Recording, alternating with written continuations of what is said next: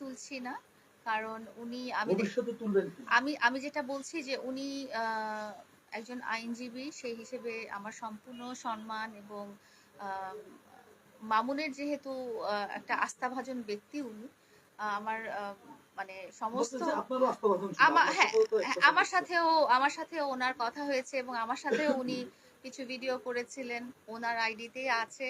So আমারও আস্থাভাজন ব্যক্তি উনি, এবং উনি এই কোয়েশ্চেনটার জবাবটা কিন্তু গতকাল রাতে একটা সংবাদ সম্মেলনে উনি বলেছেন যে উনি কোন পরিস্থিতিতে উনি টিকটক করছেন। আসলে কি আপনাদেরকে এই জিনিসটা বলি, মামুন আহ, তো অনেক মোটামুটি সামাজিক যোগাযোগ মাধ্যমে অনেকটাই জনপ্রিয়, এবং ও যেখানেই যায় না কেন সবাই আসে, একটু সেলফি তুলতে আসে, একটু টিকটক করতে আসে। শুধু লিজা আপার কথাই কেন বলছি, এখানে বাইরে গেলে অনেক মেয়েরাই আসে। হয়তো আপনাদের এই এই মানে এই সিচুয়েশনে ওনাকে চোখে লেগেছে, বাট এটা খুব আনকমন কিছু না।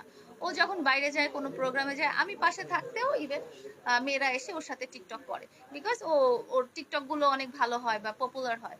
তো এটা আনকমন কিছু না। মানে লিজাকে নিয়ে আপনার কোনো অভিযোগ নেই? না না, অবশ্যই নেই।